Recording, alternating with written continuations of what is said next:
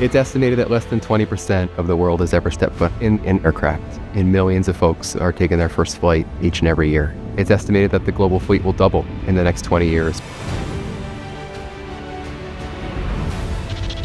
My name is Austin Dadio. I'm the Senior Director of Customer Support at Collins Aerospace. I have the privilege of working in what we call the aftermarket, working directly with airline customers and operators, making sure that flights take off on time, ensuring that we provide the right part at the right place at the right time, and most importantly, ensuring that the experience the flying passenger has is world-class.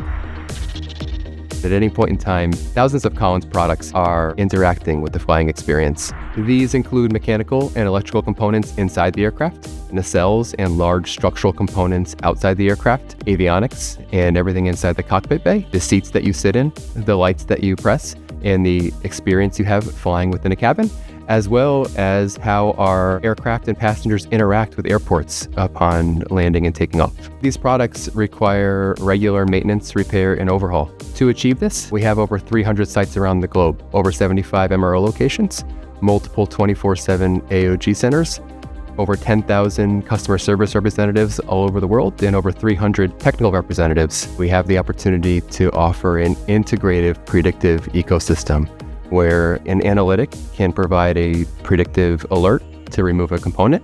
An aircraft or an airline can go ahead and remove that component and have the assurance that an asset will be right there, ready to put on wing right at that moment.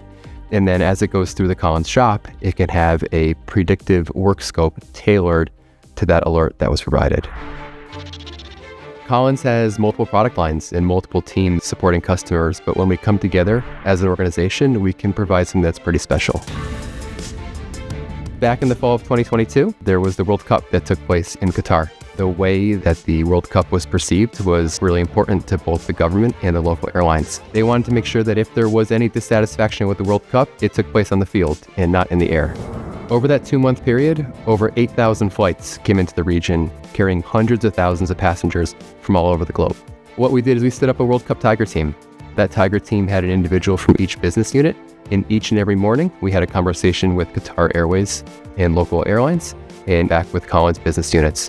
The goal was to avoid any challenges in operations and ensure that each flight took off and landed right on time, making sure that the right part was at the right place at the right time, making us aware of different changes to route structure, different changes to where customers would be at certain times. Our daily process include reviewing a critical parts list, understanding where certain parts were in our repair cycle on that list, understanding changes in route structures, and understanding how to mitigate any operational challenges that the airline saw coming up.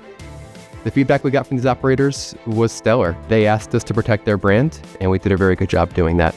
This will help to serve as a blueprint for how we support airlines hosting other major events or other non-cyclical events moving forward, including the World Cup, including Golden Weeks, and including Summer Olympics. It's a privilege to work with airlines. It's a privilege to help them achieve their goals. It's a privilege to turn on the news and see what we're doing having a direct impact on what we see for the flying fleet. The way that their complex route structure is changing means that they need parts more than just at one place at one time. They may need it all over the world. How we go about developing those relationships, how we go about learning and then relearning what their priorities are, really helps us to build that partnership that goes well beyond a transactional relationship and well beyond a normal supplier relationship. As we sit down and as we explore some of those things, that's chapter 1 in developing a partnership. Understanding an operator's goals and making those your goals is where, as an organization, we can start to provide value add. When you build trust with a customer, you're allowing them to plan for how you're going to support them as opposed to have them reacting to it. That means solving problems the way that they prefer to be solved. When we talk about crisis management, when we talk about having the right part at the right place at the right time, and we talk about how they wish to be handled, that's helping them achieve their long-term goals, and that's ultimately helping them keep the world running on time.